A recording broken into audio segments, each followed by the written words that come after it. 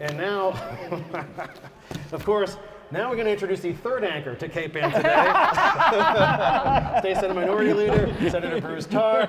How are you, Bruce? I'm doing great, Court. Yep. It's nice to be here so we have all three anchors at the same time. I almost want to yell Norm every time you walk into the Cape Ann Today set. Well, it's great to see you both, and I want to compliment you on tonight's broadcast. I know that there were a lot of different components to it, from the pre-records to the live interviews to getting information out. He watched. Really a first-class production, so congratulations to both of you.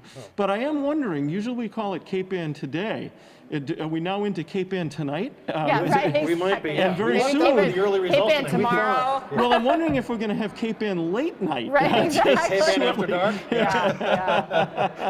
Definitely. Yeah, the crowd is definitely thinning out there. Well, it is, definitely, and I think folks have taken the sheet that our city clerk provided, and they've gone home to digest it a little bit and think about all the different dimensions to this election, and there were a lot.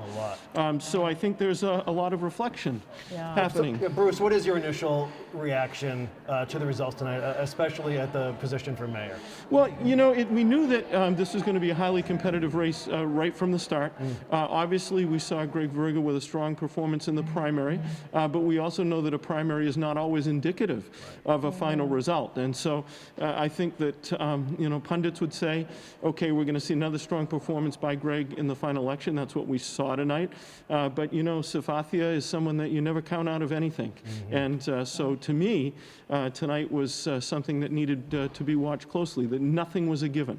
And that's my reaction. But I also think that it's very significant that we had very robust voter turnout and strong participation. Is it what we'd like to have? No, I think we still can do better when we see numbers like this, and we need to do everything we can to get even greater voter participation.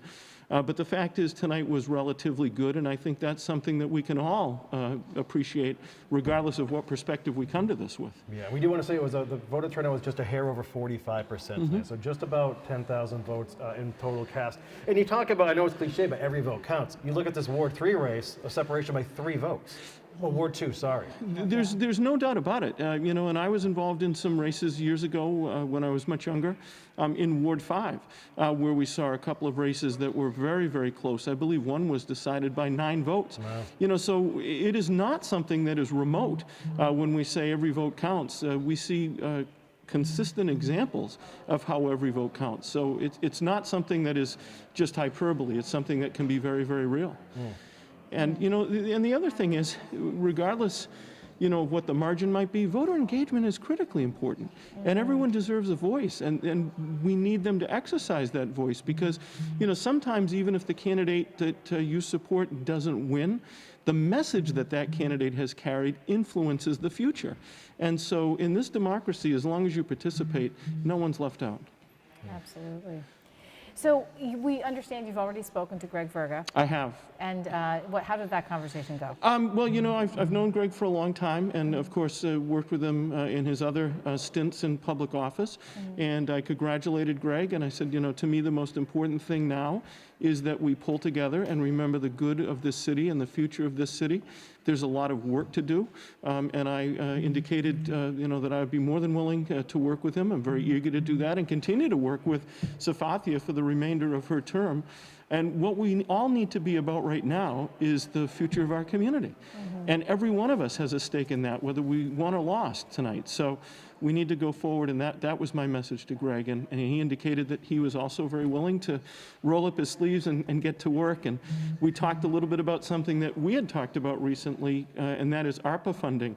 And, as we talked about a little bit on the last episode of Cape Ann Today that I was on, we are going to spend in the next several days, and hopefully we'll get it done before Thanksgiving, roughly half of what we have in federal ARPA spending. That means that there will be another half that will get spent sometime in the new year.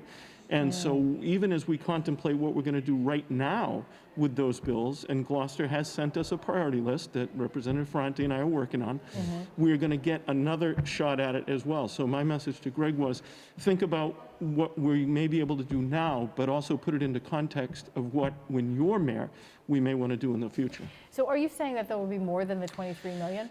Well, not in terms of the city's ARPA funding. So the city got $23 million directly. Right. But Oh, as that's we right. talked about, the legislature is going to spend, in a bill that's going to come out of our Ways and Means Committee very soon, about $3.5 billion. And that will be part of what the state got from the federal government and part of the fiscal year 2021 surplus. So we're going to spend about half of what we got from the Right, federal government, right. meaning there'll be roughly half to be spent in another vehicle. And that's something that's very important to think about, because these are funding opportunities that are very rare. And in fact, they are often have been called once in a lifetime because of their scope and magnitude. I don't think they'll necessarily be once in a lifetime, because depending on what happens in Washington, we may see more infrastructure money flowing into the states and into the communities, but they are certainly rare opportunities that we need to take full advantage of. Well, Bruce, so lastly, can you just sort of encapsulate the evening through your eyes on what happened here tonight? It's a big night for the city of Gloucester. It's a transitional phase for sure. A lot of new faces are happening. And just your thoughts on how you absorbed what Well, occurred. one thing I want to do, Corey, before we wrap, is just say thank you to everyone who worked in the polls today.